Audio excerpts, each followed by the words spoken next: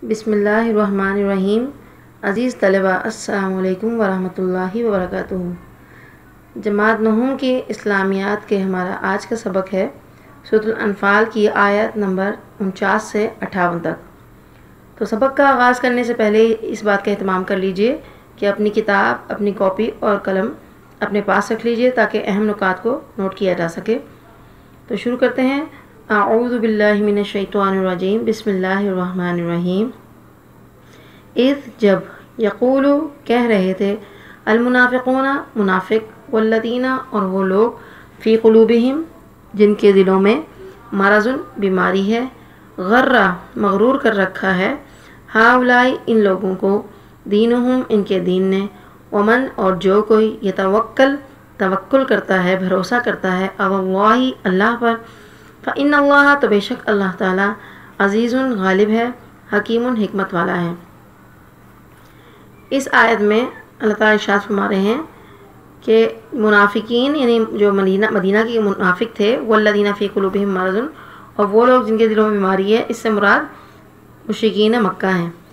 तो जिस वक्त मुनाफिकीन मदीना और मुशरिकीन मक्का मोमिनीन सादिकीन को देखकर ये कह रहे थे, ये तबसरा कर रहे थे कि देखो इन लोगों को इनके दीन ने मगरूर बना रखा है, धोखे में डाल रखा है, बेवकूफ़ बना रखा है।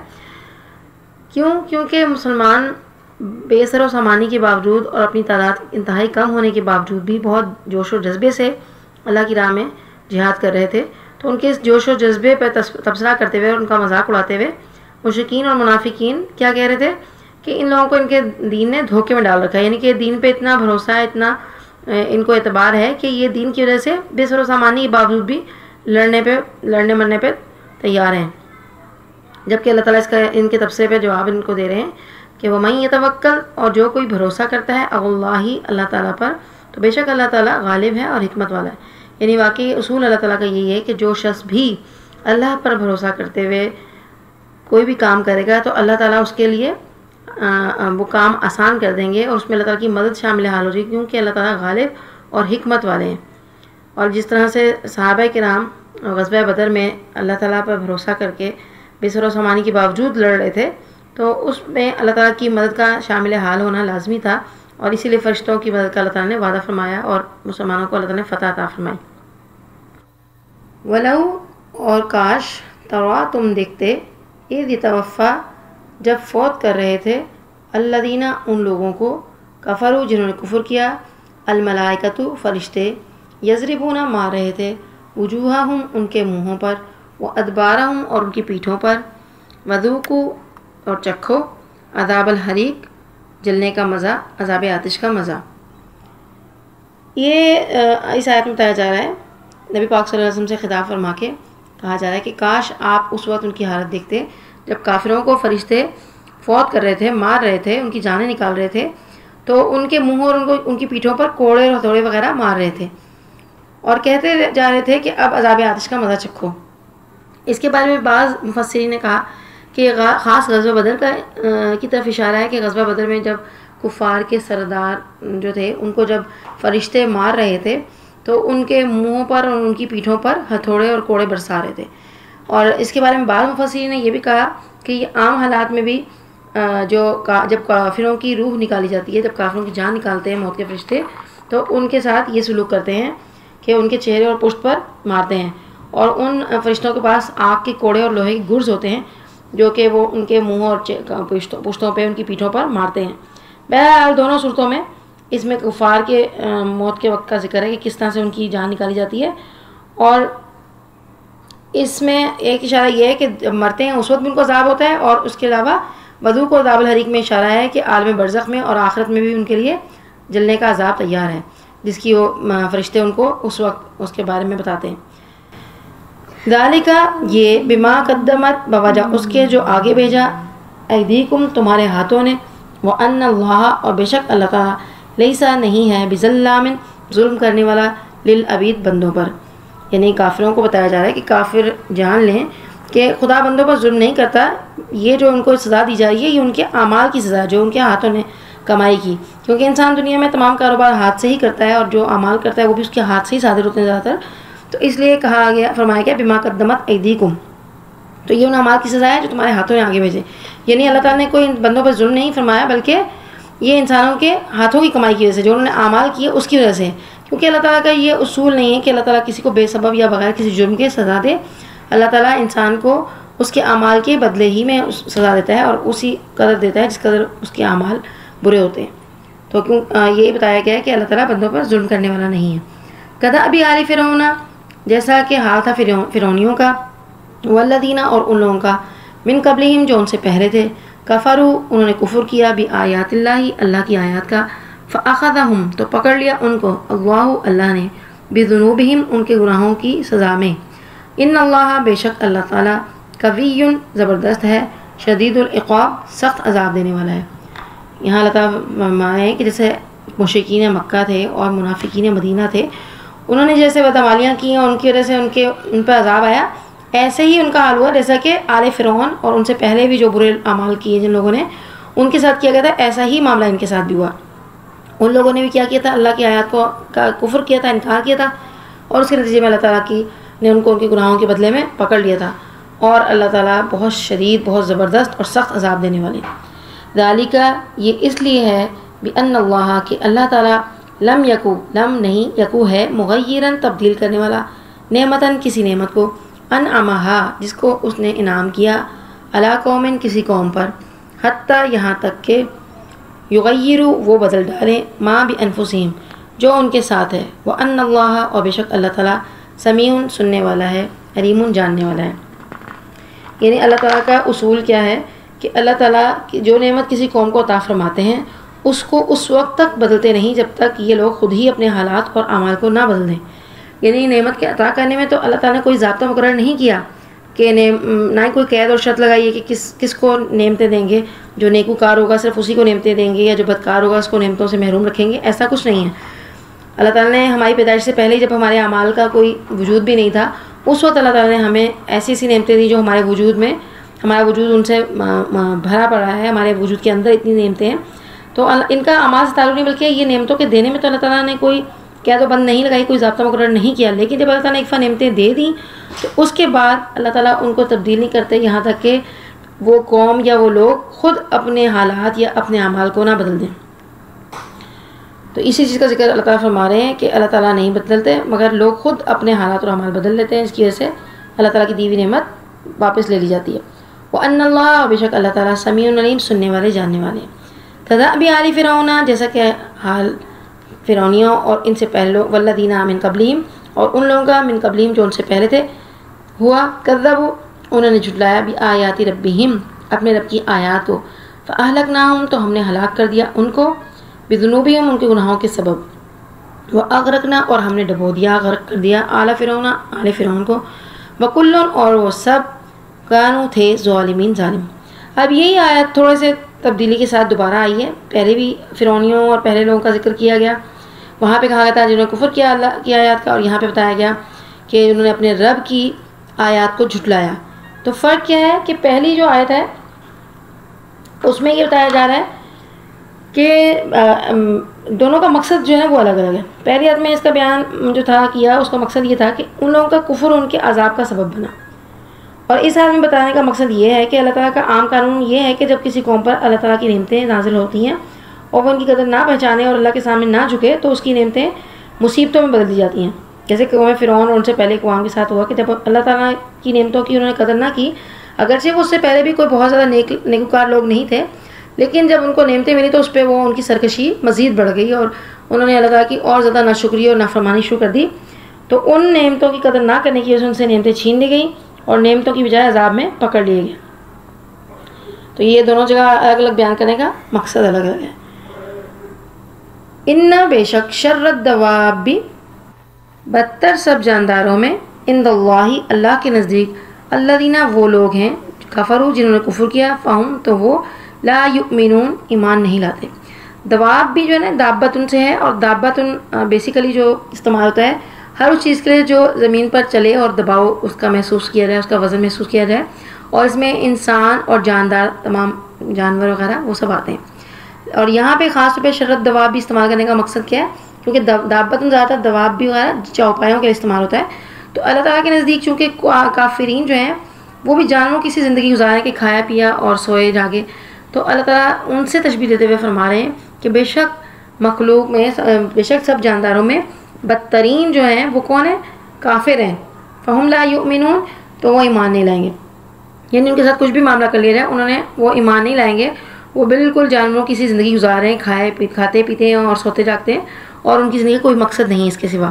تو اسی لیے ان کو جانوروں سے تشبیہ دی گئی ہے. الذین، وہ لوگ جو عہدت، آپ نے صلح کا عہد کیا، منہم، ان سے، ثم ینقضون، پھر وہ توڑ دیتے ہیں، عہدہم، اپنے عہد کو، فی کل مرۃ، فی میں، کلی، ہر، مرۃ، باری، ہر مرتبہ، وہم، اور وہ، لا یتقون، نہیں ڈرتے اللہ سے.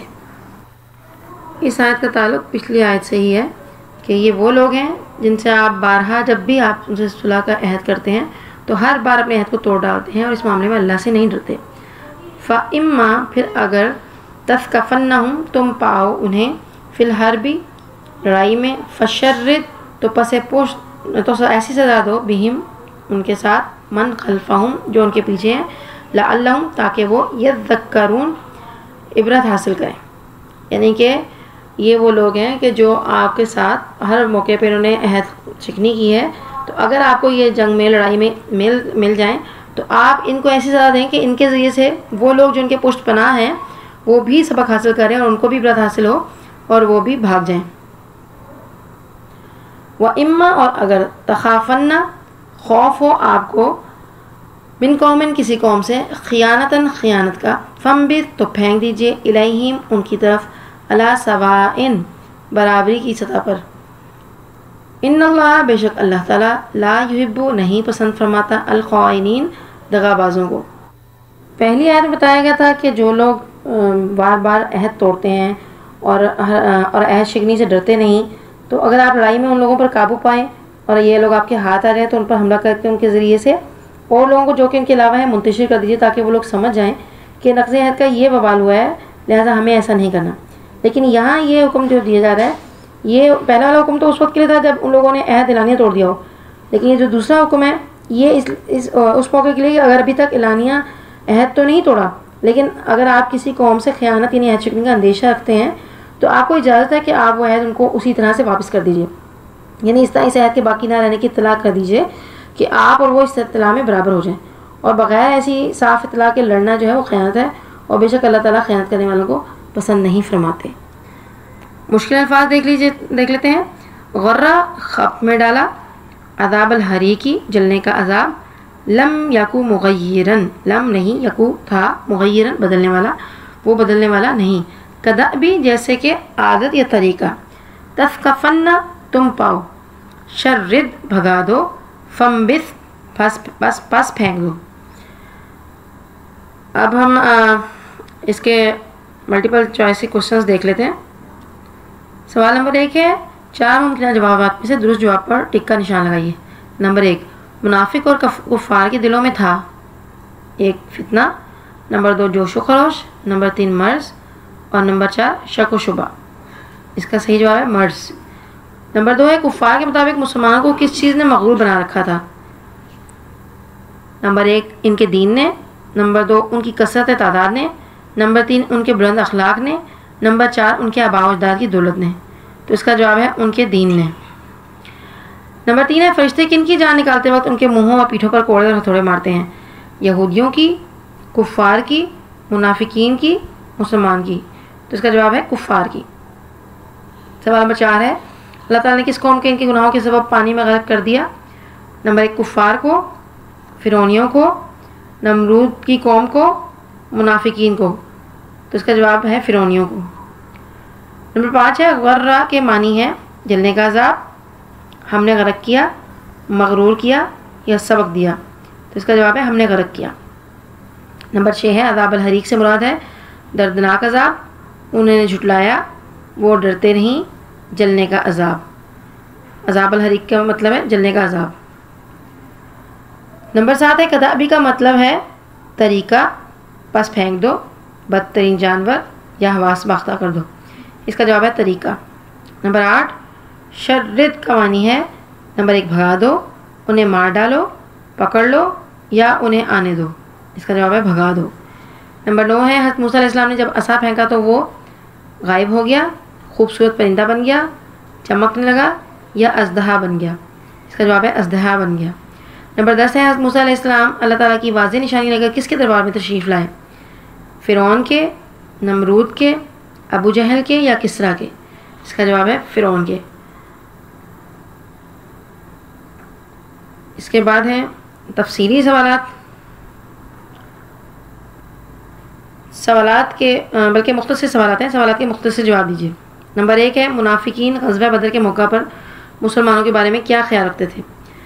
یہ میں آپ کو سرسری سا پڑھ کے بتا دیتی ہوں، لیکن آپ لوگ کوشش کریں کہ آپ لوگ خود جواب اس کے تلاش کر کے لکھیے، اور ابھی ہم نے جو تشریح کی ہے اس کی روشنی میں لکھیے، اور اگر پھر بھی آپ کو کوئی مشکل پیش آئے تو آپ اسکول سے یہ ہینڈ آؤٹس جو ہیں وہ لے سکتے ہیں، اسکول کے آفس سے۔ تو اس کا جواب ہے منافقین غزوہ بدر کے موقع پر مسلمانوں کے بارے میں کیا خیال رکھتے تھے؟ جواب ہے غزوہ بدر میں منافقین کفار کے جنگی ساز و سامان اور عمدہ تیاری کو مومنین کے پاس جنگی سامان اور جنگجوؤں کی قلت دیکھ کر کہنے لگے کہ مسلمانوں کو ان کے دین نے مغرور کر دیا ہے۔ یہ 313 کفار کی اتنی بڑی طاقت کا مقابلہ کرنے چلے ہیں، لیکن اللہ تعالیٰ نے اپنی وجہ سے مسلمانوں کو فتح عطا فرمائی۔ دوسرا ہے جواب سوال جانوروں سے بھی بدتر انسان کن لوگوں کو کہا گیا ہے؟ اس کا میں نے آپ کو تفصیل سے بتا دیا ہے تشریح میں، لیکن بہرحال آپ لوگ ذرا اس کا جواب سن لیجئے۔ ایسے لوگ جب ان کے سامنے حق کی تبلیغ کی جاتی ہے تو واضح طور پر حق کی نشانیاں دیکھ کر بعد میں انہیں جھٹلاتے چلے جاتے ہیں۔ وہ یقیناً شعور انسانی سے بے بہرا ہیں، وہ شرک دواب کہلاتے ہیں۔ فرعونی اور ان سے پہلی قومیں بھی انہی خرابیوں کی وجہ سے برباد ہوئیں۔ پھر سوال نمبر 3 ہے غزوہ بدر کا پس منظر مختصراً تحریر کریں۔ یہ بھی آپ کو سارا واقعہ ہم پہلے پڑھ چکے ہیں کہ مسلمان جو ہیں وہ ہجرت کر کے جب مدینہ میں آباد ہوئے تو کفار سے مسلمانوں کا امن اور سکون اور ترقی دیکھی نہیں جاتی، اور دین اسلام بھی روز بروز فروغ حاصل کر رہا تھا۔ یہ سب کچھ کفار کے لیے بہت بے چینی کا باعث تھا، اس لیے وہ چاہتے کہ کوئی نہ کوئی بہانہ ایسا بنے جس کی وجہ سے انہیں مسلمانوں پہ حملہ کرنا ان کے لیے آسان ہو جائے اور مسلمانوں کو صفحہ ہستی سے مٹا سکیں۔ سوال نمبر 4 ہے فرعون اور آل فرعون کی ہلاکت اور بربادی کا سبب کیا تھا؟ اللہ تعالیٰ نے فرعون اور قوم فرعون کو اپنی بہت سی نشانیاں دکھائیں۔ یہ نشانیاں دیکھ کر ان کے دل اللہ تعالیٰ کی کبریائی قائل تو ہو چکے تھے، مگر وہ زبان سے انکار کرتے جا رہے تھے اور ان نشانیوں کو تسلیم کرنے کی بجائے کھلا جادو کہہ رہے تھے۔ ایسی قومیں اور لوگ جو کہ اللہ کی نشانیاں دیکھ کر حق نشانی دیکھ کر انہیں جھٹلاتے چلے جاتے ہیں، انہیں اللہ تعالیٰ ہلاکت خیز عذاب میں مبتلا کر دیتے ہیں تاکہ وہ دوسری قوموں کے لیے عبرت کا باعث بنے۔ سوال نمبر 5 ہے سورۃ الانفال میں آیات میں مسلمانوں کی جہاد کے لیے تیاریاں دیکھ کر منافقین نے کیا تبصرہ کیا؟ تو اس کا ہم تفسیر میں پڑھ ہی چکے ہیں کہ جنگ بدر میں مسلمانوں کا شوق شہادت اور جنگ کی تیاریاں دیکھ کر منافقین کہنے لگے کہ ان کو یعنی مسلمانوں کو ان کے دین نے مغرور کر رکھا ہے۔ سوال نمبر 6 کفار کی جانب سے عہد شکنی کی صورت میں اللہ تعالیٰ نے نبی اکرم صلی اللہ علیہ وسلم کو کیا ہدایات دی؟ اس کا جواب ہے اللہ نے فرمایا کہ اے محمد صلی اللہ علیہ وسلم اگر وہ لوگ جن سے آپ صلی اللہ علیہ وسلم نے صلح کا عہد کیا ہے اگر وہ اپنے عہد کو توڑ دیں تو انہیں ایسی عبرتناک سزا دو کہ ان کی آنے والی نسلیں بھی یاد رکھیں۔ اگر تم کو کسی قوم سے دغا بازی کا خوف ہو تو ان کا عہد نامہ انہی کی طرف پھینک دو اور برابر کا جواب دو۔ یہ ہمارا آج کا سبق ہے۔ اگرچہ میں نے آپ کو ان کے جوابات بتا دیے ہیں، لیکن میں پھر بھی چاہتی ہوں کہ آپ لوگ بہتر ہے کہ تشریح کو غور سے سنیں اور اس کی روشنی میں اپنے الفاظ میں ان جوابات کو لکھیں تاکہ آپ کو یہ امتحانات میں بھی آپ کے لیے آسانی ہو جائے گی اس کی وجہ سے، اور انشاءاللہ آپ کو سبق کو سمجھنے میں مزید مدد ملے گی۔ السلام علیکم ورحمۃ اللہ وبرکاتہ۔